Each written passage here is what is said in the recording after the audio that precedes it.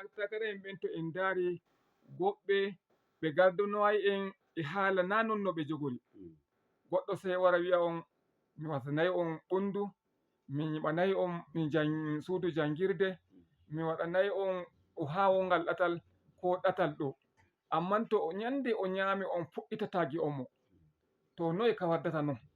A yi non fa o saɓake alkawaraku hakkunde makko e jomirawo. To an bo talakajo mo o yehi o wi non, to jango fa no watta ja fuɗɗita kadi shuttamo.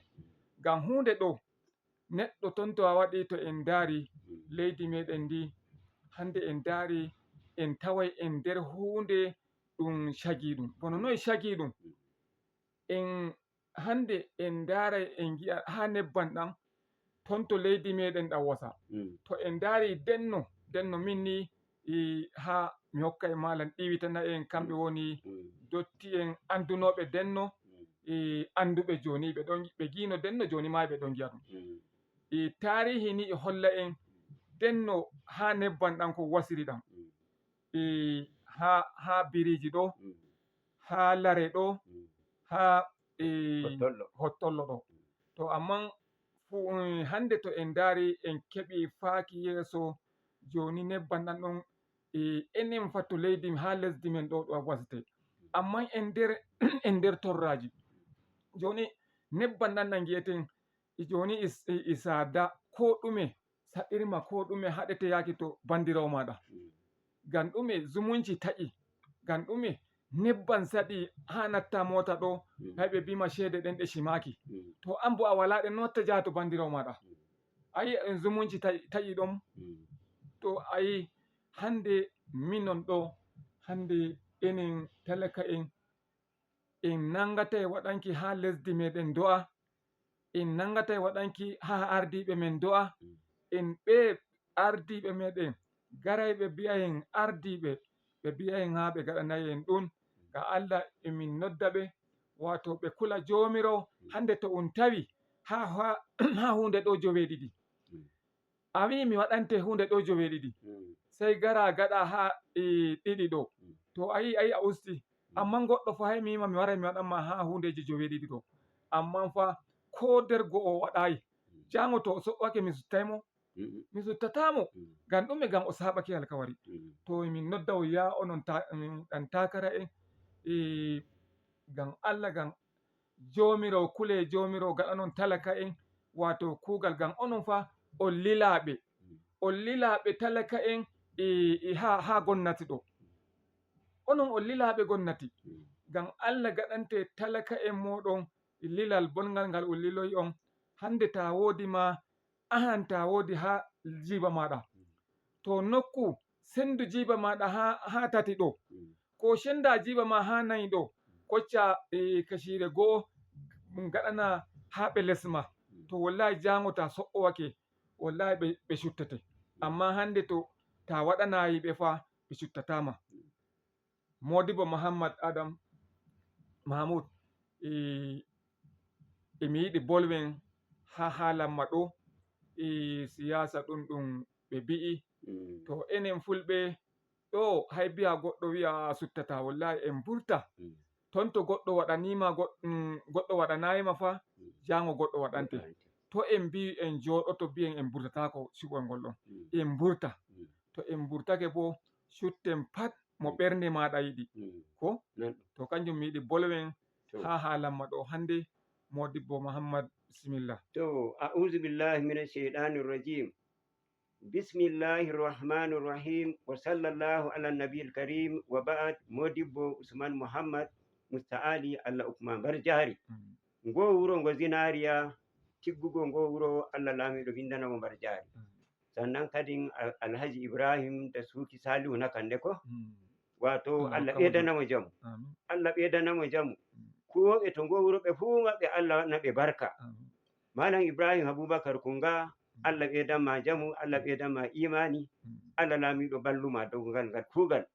Sannan janguɗo teddorgal ɗum programme kanko ma Hajiya Sumayya Abubakar Allah bindanamo baraji. To joni ko mbiɗa ɗum Malam Usman a wi ɗum wurto ɗum sutta fi sabilillahi ɗum wurto ɗum sutta ɗum.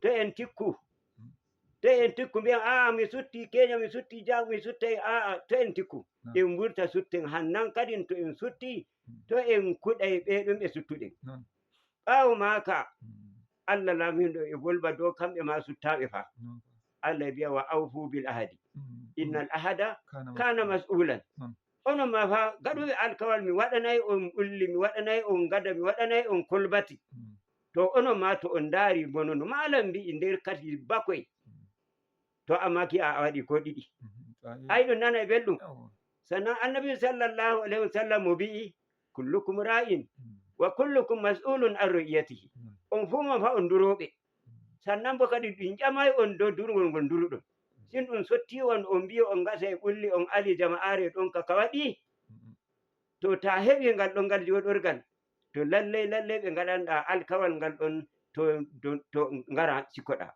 amma a sikkatako gaba goo sai dai gaɗa kokari ko Allah lamiɗo wawnuma amma ta waɗu irin noon no woɓɓe garta yaha ɗum fowna joɗorgal kowoni ɗum fowna joɗorgal jaha joɗoɗa dow joɗorki kawai ɗum suttima a fiyata a soƴƴo a rara mazaɓa maɗa ɗum ɗon koye woni bukata maɓɓe koye woni koɓe giɗi koye woni damuwa mazaɓa en gaddana gomnati wullandu ay kanjum ay alilaɗo ay koye woni ɓe giɗi makaranta maɓɓe wonnake na ko ɓe ngala ndiyam ko ɗate maɓɓe mboɗa ko kolbatiji maɓɓe ɓe ngala kolbatiji no ɓe jangirta dongle maɓɓe ɓe jara lumo to ay kan ɗon gaba goo sai gaɗanaɓe magani gorgodo sannan ɓawo maka a bolbi lalle nebbam bono noon no mbiɗa nebbam ɗam fa e jawdi meɗen ɗum wasi ɓulli ɗi bono no mbiɗa e biriji e hottollo e cagge to ɗen ɗon cagge kanje ɗen ɗi jangayno ɗi yaha ɗum sora sannan biriji ɗin ɗum remayno ɗi yaha ɗum sora hottollo ɗum remayno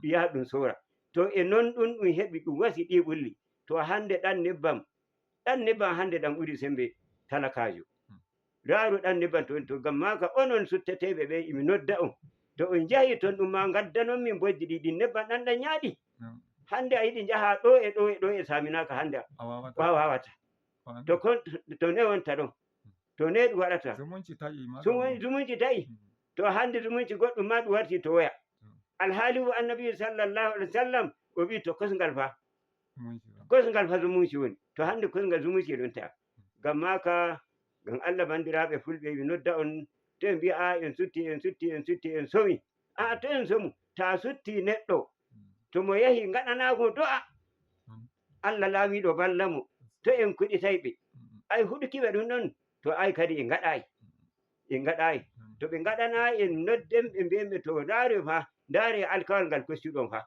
on mbiya anguware kaza e kaza e kaza e kaza on gaɗa e ndiyam anguware kaza on mahana en cuuɗi jangirle to tekeɗen koye e koye ngaɗu ɗon modibbo ɗo bimi kama misalu ɗon to hay o wara o wima o waɗante o wasante ɓundu o ñiɓante suudu jangirde o waɗante hundeji ha tati ɗo ko nayi to sai o wari o waɗanma go'o ko ɗiɗi to ayi ay o usti usti ay ma tum hotoyi mo saɓɓitake kadi to kila ma kan mo ɓeede oya ma waɗi ay sikkina sai tawai waɗata ko go'o to ayi goɗɗo bo wiya lalle ma waɗi ɗum no ɓingu adama kanko azizo wala noon no watta ko ɗiɗi o waɗi ayi o ustani non ɗum amma iri ɓen ɗon ɓen sai ɓe gara ɓe piya on ɓe mbiya on ɓe gaɗana on hundeji ha lamma ɗo sai o wara ko go'o waɗana goɗɗo kama a yita ɗum wara hinnuma noy ko tirɗon daga ñande cuptuɗamo daga ɗon ñanna fuɗɗitata gi'am to en gaɗa boɗɗire ɗo lallay boɗɗine gan jango onon sutteteɓe nanoɓe e raroɓe en boɗɗine gan jango woɗanayi e fumen assalamu aleykum modibbo Mouhammad Mahamoud min getti Allah sako alheri bandiraɓe heɗitoɓe nanoɓe on nani taskaran ha min jadata ɗo onon ma joni min kokkay on dama onon ma bolwon ha ko woni on andi ɗum hunde fa hunde ɗum ɗumata andi fa a andanayi ɗum hunde fa ta nodduto dow majjum ko biya Allah waɗa fata gaɗa fata alheri o biya ta huɗu goɗɗo biya ko goɗɗo siyasa gam siyasa hande to en daari ɓe siyasa ɓe a tawai ɗan takarajo wari sai o wara o manta hoore makko sai o wara o huɗa higo bandirawo makko ayi noon ɗum waɗayi Allah jomirawo wi'en inna allaha no o wi'en malam wai fala tuzakku anfusakum ko walakin Allah yuzakki man yasha yawa ta tsarkaka hore maɗa ya awwoni koye ba a'a Allah kan tsarkatoto ɓingo adama sabo e majjum min kokkay on damon onon ma joni noddon tutto albarkaci wato ɗelleji moɗon. Assalamu aleykum ha goɗɗo mo dow lawol. Ami wa aleykum salam, moye min bolwata?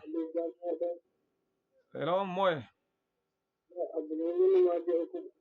Daga toye? Gumau, noye Gumau ɗum fini Abdulmumin? A jaw wala shaɗɗum. Sare anana halan ma ɗo min bolwata bo? To min gettimo debbo. Amin. Assalamu aleykum, moye won dow lawol? Ami wa aleykum salam. Ami wa aleykum salam, min namma moye? Moye? Ay Abubakar daga Tariya. To noye Tariya ɗum finiri? Anana halan ma min bolwata ɗo bo? To min getti Allah sako alheri. Assalamu aleykum. wa rahmatullah. Amin wa alaikum salam Modibo Yahaya. Malam Usmanu da Malam Muhammad ina muku fatan alheri. Allah ya saka da muna jin ka. Janu ya wai gari. Alhamdulillah. Muna kira ya kamata. Ful da sai hande ya haya. Wannan zafi da za ku gudanar gobe. Allah ya ba mu da rabo sa'a kuma Allah ya kara mana lafiya da zama lafiya dukkan Najeriya. Amin ya. Mutum bai gani ba kan ya dinga yanke hukunci a kan abin da bai gani ba. Saboda yawanci wani lokacin ma kaga irin abubuwan da ba mu gani ba ko mu ji labari muna faɗan da shi yana tada hankalin al'umma. Don haka mu ci gaba da faɗan alkhairi a koyaushe. Fatan Allah tsara mana zama lafiya. Amin. Mun gode. Assalamu alaikum. Moyin boldata. Wani da ina ka jama'ar iya. Jama'ar iya moy no inde ma? Inde an Umar Abidoka. Umar Abidoka to noy ɗum finiri ɗon ɗum? Daga jama'ar iya. To mi namma noy doggudu wallinde ma anana ha min bolwata ɗo bo? Kala jam. To ɗume won doggu bolwata? Yawa ɗum waɗata. Na'am. Yimɓe itta iri son kay ɗum sitta neɗɗo jogotoɗo yimɓe. Man somo wara mo hiiloro on taaliya nokkoye ɗuɗon ɗum mo gaɗamaji ɗum firtata mbi'on mo. Non. Ɗono sitto mo nagarta. Na'am. Yawwa. To min Amman getti. ta futti seede nde ay ala on kadi mutunci wala. Non ɗo soodi on on no. Amma to mo dilli mo doɗoyke wala fotuɗo wartiyamo e wiyan ay futtino mo. Non ɗum. Anon fatan alheri. Min getti Allah sako alheri. Assalamu alaikum moy on dow lawol? Assalamu alaikum. Amin wa alaikum salam. Alai jam mo sauri aiki na bude. Ma jam moy min bolwata? Wala Usman e malai mana fata le. Yanzu da Abubakar ne ci. Abubakar en fizi no en fizi ɗum finiri? Jam alhamdulillah. Sai Abubakar. Wata fata ne ringa tan Allah sa adu wada zabe dum jam ne jam Allah o kai nagari. Amin min getti Allah sako alheri. Awwa. Assalamu alaikum. Salam. Moy min wondi? Wanda Ali Salihu daga garirin Laru. To noy famaranga toro. to noy ton ɗum finiri wajje moɗum laru ɗum? Alhamdulillah. To a nana a wondi yami a nana komin bolwata bo? Lallai mi nani ko bano ɗum gaskiya Na'am to. Nan Ya kamata an da mun fita. non ɗum. Kadi ko ɗum wara ɗum hokkuma taliya, ko ɗum wara ɗum hokkuma goɗɗi ceede. Non. To, ta futti ceede ko taliya, o annda fa, woni har o wari o waɗanayima goɗɗum. To a nyamino O wayi anndi dama ko suga. to min Amma to getti. ne a futti neɗɗo gaɗa ɗum aiki mo Nan. ɗon, o Ayyo. anndi ɗon dama waɗi goɗɗum gaɗa. No? To ya kamata on kanko gattun tunani futto. Non ɗum. To futti to waɗanayo, yeso ɗo to wartoyi, to sai anndon no gatton kadi a commo. Non ɗum. Yeɗo futton goɗɗum. Min getti. min getti Allah sako alheri awa min getti assalamu alaikum hello assalamu alaikum amin wa alaikum salam an kwan lafiya lafiya kalau da wa muke tare tare da Ibrahim IBG Riki mai wanki mota da zubo tufa to ya gari wajen alhamdulillah Allah ya saka muku da alheri amin yawa ni ina kira ga wanda masu fitowa zaɓe na'am to wani ya ture shi assalamu alaikum assalamu alaikum wa rahmatullah moy min goldata Allah ta kano ma da ya tsaye amin ay muslim ai to da mutum na ɗauke wani to noy hol ɗum finiri muslim hol jam bo biyan to biyan to to boɗɗum sai min getti wato ni noddamo gada ni Allah ya ko ko Allah ya wadi amin ni har ga Allah mutum ni ɗum waɗa laifiji ɗi iyaka sai dai Allah ya bo en kawai Allah ko nona tawsayi men sada rayuwa enen poɗani koyen non ɗum neɗɗo sai wara soda kaya e sauki wara biya woy ra kaya ton to e fi alhaali bo ka hewta e non sabi e ma kadi hula Allah kamin en boɗɗini Allah fa kullum o boɗɗinan ɗo en kowa hula Allah boɗɗina ummoɗon jam amin min getti assalamu aleykum assalamu aleykum amin wa aleykum salam wodi bo suma en fini jam jam wallahi momin gondi ndeyan Alhasan daga ɗo filin sukuwa Alhasan noy filin sukuwa Alhasan jam to noy anana min bolwata ɗo ko min nani ko bolwoto to noy ɗum on doggude hollende ma ɗo aɗon nebban e kuma yaadu on to bandiraɓe tagu ayni kam nebban ɗan bo halamma bimbi ba halamma hay tawga na shubol ɗo warata ba sai tagu wara wima ay o wima ay o waɗante ɗo amma hewta daga ñande cuɓuɗamo a fuɗɗitata giyamo kamma waɗantama ha goɗo to kañum min bolwata to dow non gonga ɗoɗi ɗuɓɓe deɓe no suttata ɓen yiyata ko ɓe gatta ɗum kam nonno mbiɗon ɗum no ɓe jahay kawai ɓe jooɗo kawai ɓe gaɗa ko wingo jooɗogal amma min mbi fuda non ɗum joɗata ko way on suttata ko wurto on sutta ɗum ñande go a suttay mo ha gaɗanay ɗum a kugal ay ko a ɗum non ɗum yawa amma enen ɓen ma haandi to tagu sutti neɗɗo o waɗa ka soradugo jomirawo Allah waɗa jogo jungo maako mo wawa mo huwa amma yimɓe joni ɗuggal maɓɓe to ɓe sutti neɗɗo kawai waali balɗe ɗiɗi ɓe nanimo mo deƴƴiti mo wi'ayi goɗɗum to heɗi natta huɗugo mo to ayi ɗum waɗayi omo wonnaje kadi yegiya mo wawata mo waɗa ko ɗume mo dilliri e no ɗum wonno har mo heña kuugal ngal ɗo hettata komo huwata non ɗum min getti o si Allah sako aleyhi o haandi wate neɗɗo kuuɗu waɗa sorago jomirawo Allah jogo jungo maako waɗa mo wawa mo jippina alkawoloreji ɗi mo jayi goɗɗo turake mana assalamu aleykum momin bolwata an minitiji ɗiɗi hoɗanimi Abubakar Allah Haji noy Allah Haji ɗum finiri amma nana komin bolwata ha ɗo ko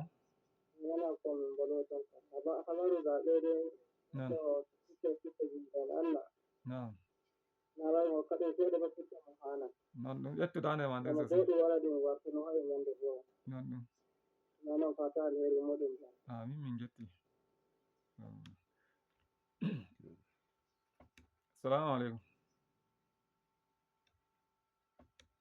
assalamu aleykum amin wa aleykum salam alhamdulillah modibo Usmane e modibo wani jammo macam kele machallah inde Yakubu daga Zabure no Zabure ɗum finiri jama alhamdulillah to ustu Yakubu to gaskiya on gaddi ala makka kamar muhimmanci sai dai har lokacin hali ka wace ne non ɗum to gaskiya min nodda e do hore meɗen kenen suttoɓe ne non Allah ayira kuskan gaba ai non ya ko ɗum wula da sutta mutane da dama yin yake ga sutta o wuta ba ko sutta non ga Allah mi nodda ɗum dawo ɗum wurto ɗum sutta ibari sai yimɓe ɗum sutta hamɓe goni haade ne hamɓe goni batin jen ko ta ɗum e lokaci amma to an ayyarta sutaɓe anya heɓa goɗɗum ko jiɗa keɓa ɗum bo Allah ɗum dawro ɗum wurto ɗum sutta ɗi yimɓe mamoɗo ɗo sugoɓe ɗum sutta ɗum haandiɗo ɗon hokkuma goɗɗum fuska to wallahi daidai ka bi wazo na ma gutun gana kai ko ai kaza ai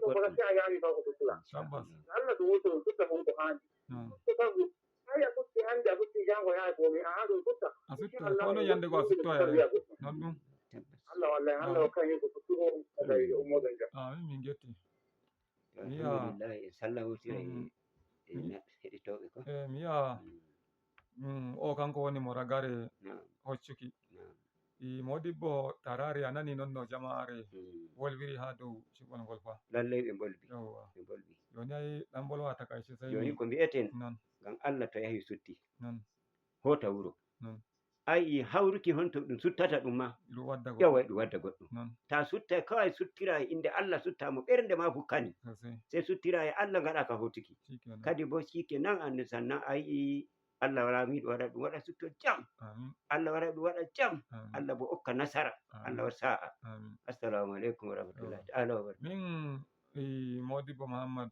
min getti min emi waɗana en do'a ngol cuɓol ngol ɗum suttata Allah waɗa wato cutten wato jungo bongo cutten togaren gaɗen dama mi anduno yawwa ngam nden ma hunde pat ɗum garɗum wi dama mi anduno to ay ɗum waɗayi Allah suttana en ko ɓuri woɗol enen kam jomirawo walla en wallana en ko ɗume meɗen dusiri radio Allah ɗawta waɗanki ndu barka ɓe huwoɓe to suudu radio ndu Allah waɗana ɓe barka enen ma Allah ɗawtana en Allah hokka en laada warki ɗo ha suudu ɗo tigguɗo ndu Allah ɗawtanamo jamu Allah ɗawtanamo albarka Allah ɗawtana wato koɓe ɗo fulka ba go'o assalamu aleykum wa rahmatullahi ta'ala wa barakatuhu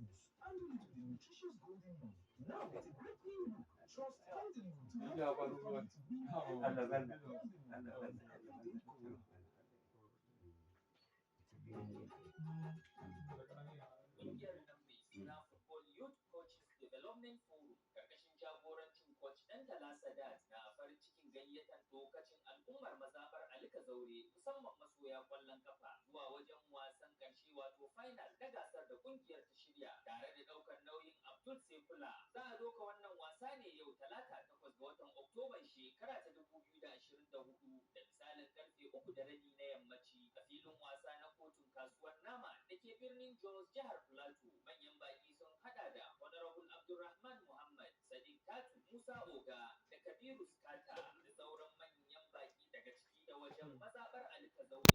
Duka wannan wasan ƙarshen ne tsakanin